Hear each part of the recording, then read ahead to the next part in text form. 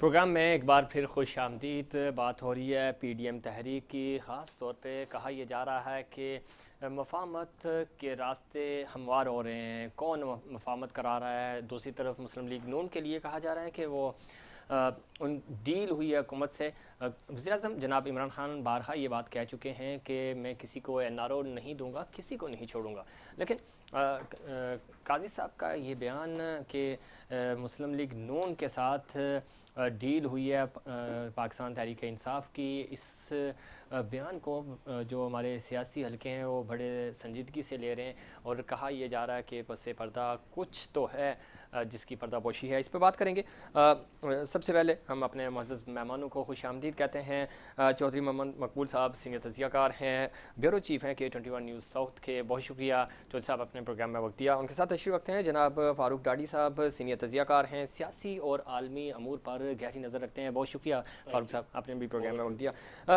सबसे पहले चौधरी साहब, किस तरह देखते हैं पीडीएम तहरीक? कहा यह जा रहा है कि इस वक्त मफाहमत की सियासत और ख़ास तौर पर 27 दिसंबर को जब आसिफ अली ज़रदारी साहब की जो तकरीर थी उसके बाद पीडीएम का जो मोमेंटम था, मोमेंटम बन ही नहीं पाया था सही मानों में, लेकिन थोड़े बहुत जो जलसे जुलूस या जो उनका बयानिया था उस बयानिए को बड़ा डैमेज किया। जी बिस्मिल्लाहिर्रहमानिर्रहीम।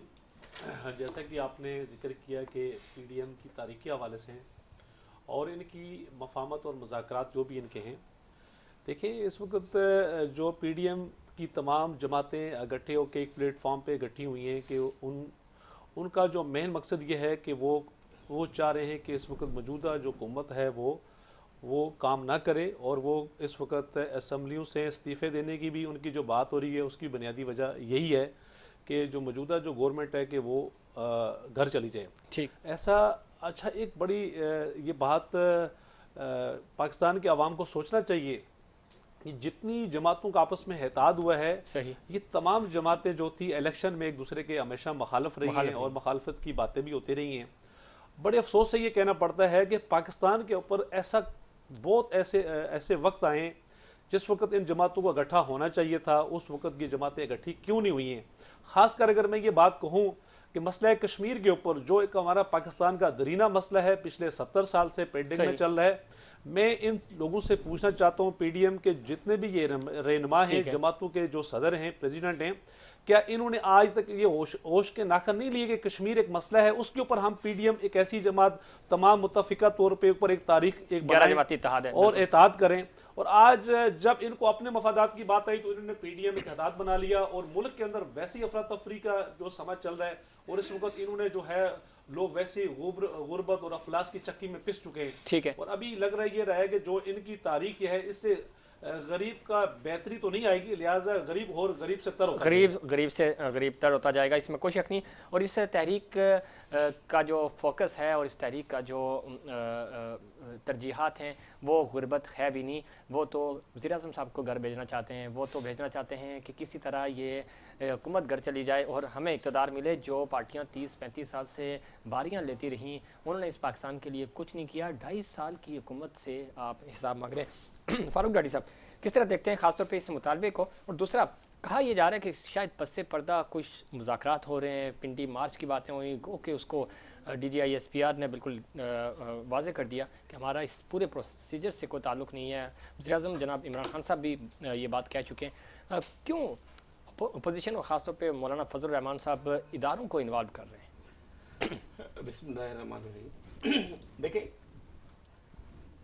ये जो भानमती का कुंबा एक प्लेटफॉर्म पे आगे जो जमा हुआ है जी, इनके अपने ज़ाती अज़ाइम हैं, ज़ाती मकासद है, इनकी अपनी ज़ाती करप्शन है और उस करप्शन को बचाने के लिए ये सब इकट्ठे हुए। ये वो लोग जो एक दूसरे के जानी दुश्मन, ये वो लोग जो एक दूसरे के साथ रवादार नहीं थे, उनकी शक्लें देने को तैयार नहीं थे, आज अपने ज़ाती इंटरेस्ट के लिए वो एक प्लेटफॉर्म पे आ गए। आप देखें, अगर तारीख को देखें, पाकिस्तान बनने से अब तक जिसने भी पाकिस्तान के लिए अच्छा काम किया, इन्हीं लोगों ने इसकी मुखालफत की है। अगर कायदे आज़म की मुखालफत, पाकिस्तान बनने की मुखालफत, कायदे आज़म की मुखालफत, भुट्टो साहब अच्छा काम कर रहे थे, उसकी भी मुखालफत यही कर रहे थे, और आज इमरान खान बहुत अच्छा काम कर रहे हैं, सही, आज उसकी भी मुखालफत कर रहे थे। आप देखें कि जिन जिन लोगों ने जो पाकिस्तान के लिए अच्छा काम कर रहा है, ये उन्हीं की मुखालफत करते हैं, और ये वो लोग हैं जो पाकिस्तान की खैर ख्वाह नहीं है। आप देखें इस टोले में सिर्फ एक इंसान का इजाफा हुआ है, वो बिलावल जरदारी का, क्योंकि यही वो तमाम लोग मौजूद थे जिन्होंने भुट्टो साहब को दार पर लटकाने में एक बहुत बड़ा रोल अदा किया था। यही फजलुर रहमान के वालिद मोहतरम अच्छे इंसान थे, लेकिन मुफ्ती महमूद साहब, लेकिन आपने देखा कि आज उन्हीं की औलाद है ये करे। और मुफ्ती महमूद पे क्या है, सॉरी फजलुर रहमान की क्या बात कर रहे हैं। आपको याद होगा कि फैटफ के अंदर एक बहुत बड़ी शिक थी जिसमें ये लिखा हुआ था कि पाकिस्तान में जितनी भी मजहबी जमातें हैं उनकी अपनी ये क्या मिलिट्री विंग्स हैं, मिलिट्री विंग्स हैं। तो मौलाना फजलुर रहमान ने बाकायदा अपने लोगों को यूनिफॉर्म पहना के उनका गार्ड ऑफ ऑनर लिया और ये बताने की कोशिश की कि जी बिल्कुल यहाँ पे है। तो ये वो लोग हैं जो पाकिस्तान के दुश्मन हैं, जो बाहर से पैसा लेके और अपना 15 लाख का इन्होंने कहा था कि मैं 15 लाख लोग लेके जाऊंगा। इसका मतलब समझ तो 15 लाख का मतलब ये कि फी बंदा $500 या $400 या $1000 के हिसाब से जो उनसे ले रहे हैं, तो आप हिसाब लगाए कि अगर 500 या $1000 फी बंदा ले रहे हैं तो 15 लाख लोगों की कीमत क्या है। और उन बेचारों को, दिहाड़ी वालों को लेके आते हैं 1500 रुपए का कह के, और उनको 500 नहीं दे। आपने देखा पिछले उसमें कि 12 साल के और 13 साल के बच्चों को मदरसों से लेकर, बिल्कुल सही कह रहे हैं, इसमें कोई शक नहीं। और जहां आपके मकासद जो हैं वो सिर्फ इक़्तिदार हासिल करना है, जहां आपके मकासद सिर्फ अपना इक़्तिदार पे कब्ज़ा करना है, वहाँ तरजीहात बिल्कुल भी नहीं हो सकती अवामी, और अवामी तरजीहात हमें नज़र भी आ रहा है कि आपकी तरजीहात नहीं है। इस पर हमें ज्वाइन किया है शाहनवाज जदून साहब ने, MPA हैं, पाकिस्तान तहरीक इंसाफ के सीनियर सियासतदान हैं। बहुत शुक्रिया अपने प्रोग्राम में वक्त दिया। किस तरह देखते हैं, ख़ासतौर पर इस वक्त कहा यह जा रहा है कि शायद हुकूमत और अपोजिशन जो PDM है उनके दरमियान मफाहमत होने जा रही है, मुज़ाकरात के दरवाजे बैक डोर राब्ते हो रहे हैं। लगता है आपको कि अब मुज़ाकरात का वक्त आ गया? बिस्मिल्लाहिर्रहमानिर्रहीम। फ़ारूक भाई ने बड़ी अच्छी बात की कि ये वो टोला है जो आज से तकरीबन ज़्यादा दूर ना जाए, 3 साल पहले, 3 साल पहले चले जाएं तो इनके वो बयानात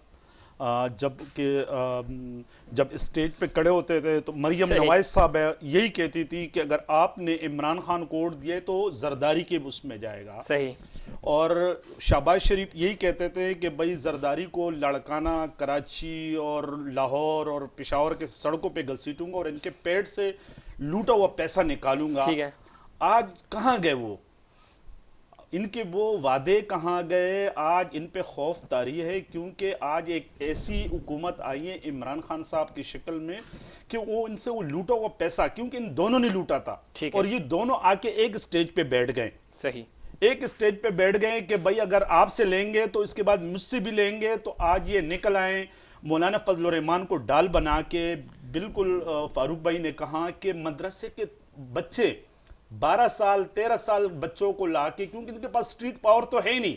आपने लाहौर के अंदर देख लिए, मुस्लिम लीग नून पूरे पंजाब में उनके अच्छे खासे MNA, उनके MPA, लाहौर के अंदर अक्सरियत MNA MPAs उनके पास है, लेकिन स्ट्रीट पावर बिल्कुल उनके साथ कोई लोग निकले नहीं। अगर थोड़ी बहुत इनकी इज्जत बचाई तो मौलाना फजलुर रहमान ने अपने मदरसे के तालिब इल्म बुला के और इनकी इज्जत बचाई। कोई इनके साथ मुफाहमत नहीं हो रही है। वज़ीर आज़म इमरान खान साहब ने क्लियर कट बोला है कि मैं कोई NRO नहीं दूंगा। सही। लेकिन इन्होंने बात यह है कि देखिए इन्होंने तो रिजाइन का कहा था कि हम इस्तीफा देंगे, कहां गए इनके इस्तीफा? लेकिन फजलुर रहमान साहब के ग्रुप के ही हैं काजी साहब, उन्होंने ये कहा है कि हुकूमत की और मुस्लिम लीग नून के दरमियान डील हुई है, तो उसी डील के तहत मियाँ साहब बाहर गए हैं। तो फिर ये क्या है जदून साहब? बात ये कोई डील नहीं हुई। मियाँ साहब ने बीमारी का वो बना के बाकायदा कि मैं बीमार हूँ और वो उस पर गए। आज तो साबित हो गया ना उसमें भी कि ये जो उसमें भी जुल्म साहब डिटेल में नहीं जाएंगे, लेकिन पंजाब में क्या हुआ, किसने रिपोर्ट बनाई, ये भी एक नई कहानी है। तो वज़ीर आज़म को लाइव रखा गया सब अमल से। कि देखो ब्यूरोक्रेसी और उसमें अभी भी इनके लोग बैठे हुए हैं। सही 40 साल से ये लोग इक़्तिदार में थे, इन्होंने अपने लोग लगाए हुए, तो जाहिर है इनकी हमदर्दियत तो उनके साथ है।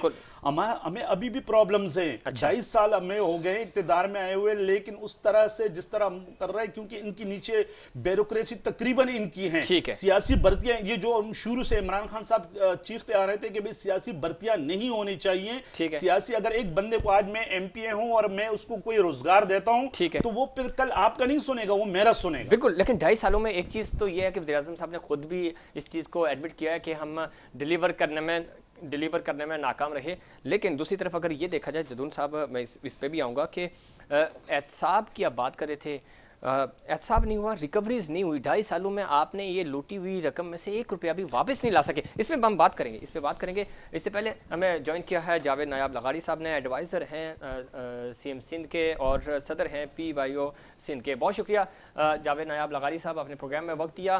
किस तरह देखते हैं, कहा यह जा रहा है कि पाकिस्तान पीपल्स पार्टी चूँकि बैकडोर आपके राब्ते हो रहे हैं हुकूमत के साथ, हुकूमत को आप 5 साल पूरे करने देंगे, सेनेट इंतखाबात में भी आप जा रहे हैं, ज़िमनी इंतखाबात में भी आप जा रहे हैं।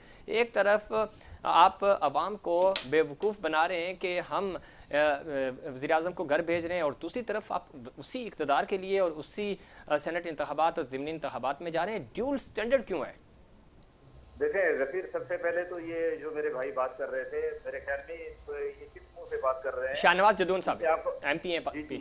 ये किस मुंह से बात कर रहे हैं? इन्होंने तो सबसे पहले आते ही ये नारो तो MQM को दिया। आपको याद होगा कि इमरान खान कहते स्कॉटलैंड यार्ड के MQM सबसे बड़ी दहशतगर्द तंजीम है।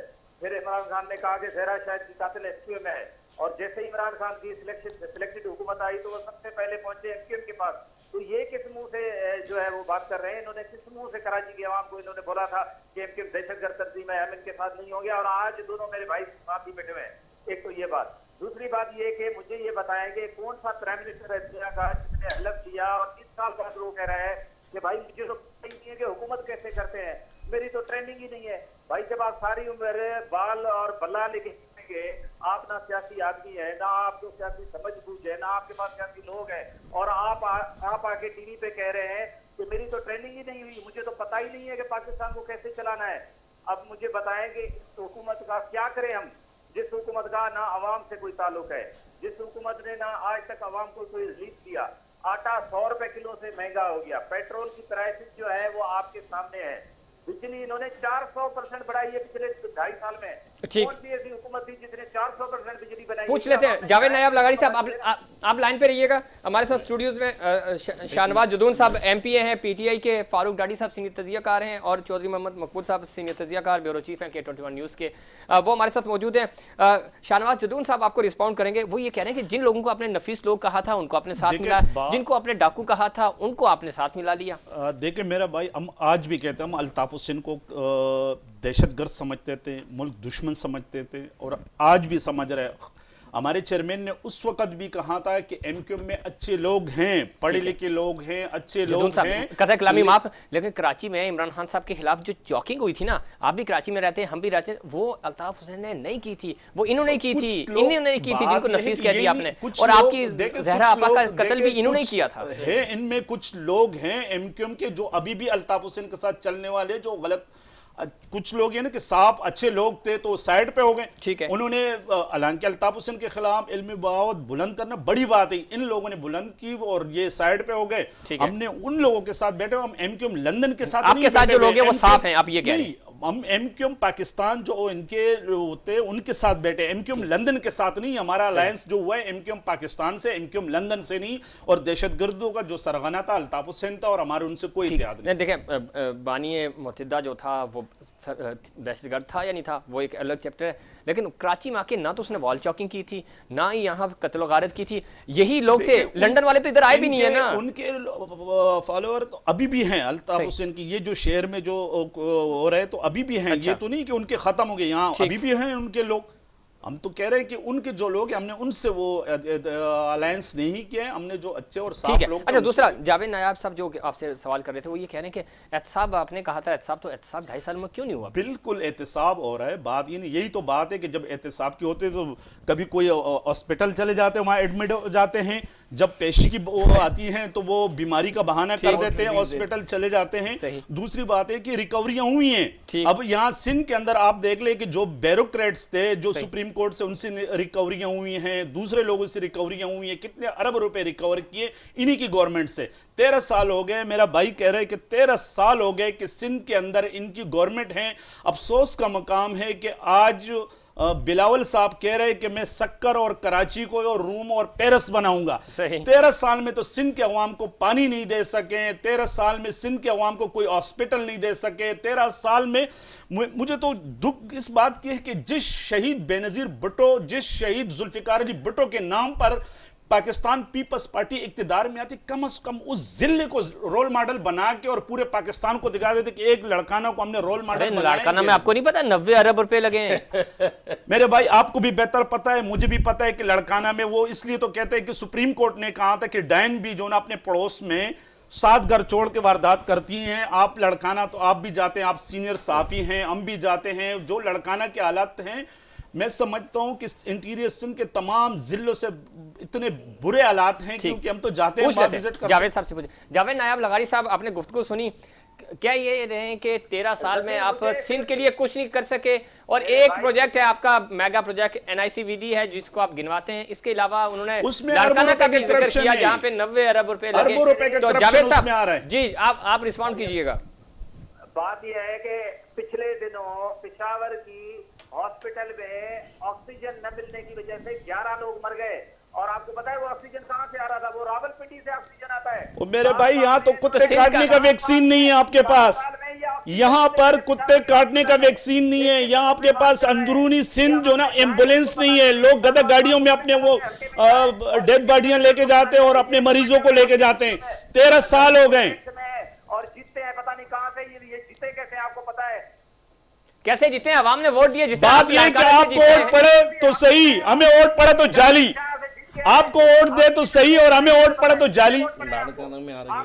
आप लड़काना में क्यों हार गए ये बताएं, बाई इलेक्शन में क्यों हारे? कि वोट कितने पड़े हैं आपको? आप जाएं तो सही, कल मीटिंग तो करें अपने हल्के में। आपकी अपनी हुकूमत थी, आप लड़काना में मुआज़मा अब्बासी से क्यों हारे? आपने तो तमाम हरबे इस्तेमाल किए वहां। वो बेचारे शहीद हो गए कोयटा में, वो जिद करके बॉडीज पे सियासत कर रहा था। शर्म आने का मुकाम है इसको। शर्म का मुकाम तो आप लोग के लिए कि आप लोग गए, आप गए, बिलावल साहब, बिलावल गए और मरियम नवाज गई और फिर वो रात वाली वीडियो तो वायरल हो गई। वहां गई थी ताज़ियत करने और रात को क्या कर रही थी? जी जावेद साहब भाई मेरे, मैं कह रहा हूँ इनका आवाम से ताल्लुक नहीं है। वो कह रहे हैं कि मुझे ब्लैकमेल ना करो, शहीदों की फैमिली को कह रहे हैं। उन्होंने एपीडीएम को कहा है कि आपकी ब्लैकमेल में नहीं आऊंगा। जावेद नायाब लोगों के साथ गए, उनसे मिले और उनकी उम्मीदें प्राइम मिनिस्टर इमरान खान साहब से इसमें कोई शक नहीं। लेकिन प्राइम मिनिस्टर ने कहा कि एपीडीएम की ब्लैकमेलिंग में नहीं आऊंगा। ठीक है जावेद, जो वहां ब्लैकमेलिंग जावेद साहब में पहुंच गए। जदून साहब, जदून जावेद नायाब लगारी साहब, इसमें कोई शक नहीं। आप इल्जाम दूसरों पे लगा सकते हैं, पेशावर में क्या हुआ क्या नहीं हुआ, बिल्कुल ये उनसे सवाल बनता है। लेकिन पिछले 13 सालों में आपने सिंध के अवाम का क्या हाल किया उस पे बताएं। एक NICVD है जिसको आप गिनवाते रहते हैं, इसके अलावा थर में बच्चे मर रहे हैं, आपका लड़काना सियासी किबला है, वहां पे कुत्ते के काटने की वैक्सीन तक नहीं है। तो ये सवाल तो आपसे बनते हैं ना, सुप्रीम कोर्ट के रिमार्क्स हैं। जनाब एक सवाल मैं इनसे पूछता हूँ, ये पिछले दिनों जो खबर आई है कि 2 खरब 34 अरब रुपए का जो कपड़ा जो दादू में और वहां पे अकाउंट्स में से निकले हैं हुकूमत सिंध के फाइनेंस डिपार्टमेंट से, उस पर आप क्या कहेंगे? जी जावेद भाई, आज सारे सवाल आपसे ही हो रहे हैं। करते रहेंगे, हम इनको बर्दाश्त करते रहेंगे, लेकिन ये साहब जो बैठे हुए हैं वो मुझे बताएंगे वजीर आजम पाकिस्तान आके कह रहे हैं मेरी तो ट्रेनिंग ही नहीं हुई कि वजीर आजम कैसे होते हैं। अरे चलाया जाता वो तो है, लेकिन सिंध का तो जवाब देना। कौन सी जरदारी साहब की हुई है या किसकी हुई है? ना KPK में हुकूमत है और ऑक्सीजन का डब्बा नहीं दे। अच्छा भाई बात सुने, एक मिनट में ये KPK के आप वो करते हैं, मुआवजा करते हैं कि आए KPK में एजुकेशन का मुआवजा सिंध से करते हैं, 13 साल गवर्नमेंट और 7 साल गवर्नमेंट, पिछला नहीं गिनवाऊंगा। हेल्थ के अंदर मुआवजा कर देते कि वहां अस्पतालों में कितनी बेहतरी आई है। पटवार खाने का मुआवजा करते हैं, वहां डेवलपमेंट में सबसे बेहतरीन लोकल बॉडी का निजाम केपीके में था, विलेज लेवल पे इख्तियारात दिए थे, 7 साल कारकर्दगी सामने है। वहां के लोग जो है NICVD कराची में, 70 में, टंडो मोहम्मद खान में और गंपट में आते इलाज कराने, ये तो इनका हाल है मेरे भाई। चले ठीक है, जावेद साहब लाइन पर रहिए। चौधरी साहब, आपने जावेद साहब की गुफ्तगू भी सुनी है, आपने फारूक डाडी साहब की गुफ्तगू भी सुनी। जदून साहब बिल्कुल जज्बाती हो रहे हैं, इनका बनता है, लेकिन बैड गवर्नेंस PTI के हिस्से में आई है। अगर आज भी अपोजिशन अगर खड़ी है तो इनकी बैड गवर्नेंस की वजह से, अदरवाइज अपोजिशन के पास कोई एजेंडा ही नहीं है। देखिए बात यह है कि इस वक्त एक तो मौजूदा हुकूमत है तारीख इंसाफ की, दूसरी तरफ अपोजिशन तमाम जमातें PDM एक एहतियात बन चुका है। इस वक्त तो तमाम जितनी भी एतादी जमातें वो मौजूदा हुकूमत पे कीचड़ उछाल रही हैं, और मौजूदा जो हुकूमत है वो इस वक्त अपोजिशन पे कीचड़ उछाल रही है। देखने की बात यह है कि अभी हम जैसे सिंध की बात करते हैं, सिंध के अंदर पीपल्स पार्टी की गवर्नमेंट काफ़ी अरसे से है, 13 साल से मुसलसल, 13 साल से है। 30 साल से 13 साल में क्या हुआ? ये 2 दिन कबल, पिछले भी 2 दिन कबल में जब लिहारी के इलाके में बजाते खुद गया, ठीक, जहाँ वहाँ पर कादर पटेल साहब का जो हल्का है, वो सॉरी मेरा हल्का है क्यामानी, और ये कादर पटेल साहब के हल्के में, सॉरी के में मेरा हल्का है। जी जी, मैं जब कादर पटेल साहब के हल्के में गया, आप यकीन करें हमें जाके इतना अफसोस हुआ कि वहाँ पर ना तो लोगों के पास बुनियादी तौर के ऊपर पानी पीने का है, ना कोई रोड है। कराची की बात कर रहे हैं आप, कराची की बात करूँ, ना कोई स्कूल है। जावेद साहब सुनिएगा जी, सुने सर, बात ये हो रही है। इसी तरीके से अगर हम देखा जाए पूरी जहाँ तक कराची की सूरत हाल है, सिंध गवर्नमेंट की कारकर्दगी भी इतनी कोई अच्छी नहीं है जिसके लिए वो ये बोलेंगे हम दूध से धुले में बाकी जुर्मदार है। देखिए हम तो वो एक साफत के एतबार से देखते हैं, मुआवजा करते हैं। जहाँ तक देखा जाए PTI की गवर्नमेंट जो है, लोगों की बड़ी उम्मीदें इनसे वाबस्ता थी कि एक नई गवर्नमेंट आएगी, चेंजिंग आएगी, नौजवान नस्ल का कोई अच्छा मुस्तकबिल होगा। तो ये सब चीज़ें देखने के बाद आज जो तारीख इंसाफ की गवर्नमेंट आने के बाद भी कोई मुल्क के अंदर बड़ी तब्दीली नज़र नहीं आई। ठीक है, अच्छा, उसके लिए 2 बड़ी चीज़ें ये हैं कि क्या हम लोगों को, क्या पाकिस्तान के आवाम को ये सियासी जो लोग हैं ये इसी खींचातानी में रखेंगे कि अपने मफादात और सियासत के चक्कर में लोगों को इस गुर्बत की चक्की में पीसेंगे? क्या अमली सियासत के अंदर, ठीक है हम समझते हैं एक तरफ हुकूमत होती है, एक तरफ अपोजिशन होती है, हमेशा अपोजिशन जो होती है वो हुकूमत के ऊपर अपना वार करती है। हुकूमत भी तो अपनी कारकर्दगी दिखाए ना कि हमारे पास क्या है। हुकूमत के पास तो पिछले 2 साल 3 साल के अरसे के अंदर अभी तक तो कोई एक मेगा प्रोजेक्ट लगा के नहीं दिखा सकी। इसी तरह का सिंध की जो गवर्नमेंट है इसके में कोई इतना बड़ा कारनामा नहीं, सिर्फ और सिर्फ क्या करते हैं कि इन्होंने गरीब का खून चूसना है, ठीक है, और सारे आएंगे अपनी करप्शन करेंगे, करप्शन करने के बाद इनका कोई इख्तिसाब नहीं होगा।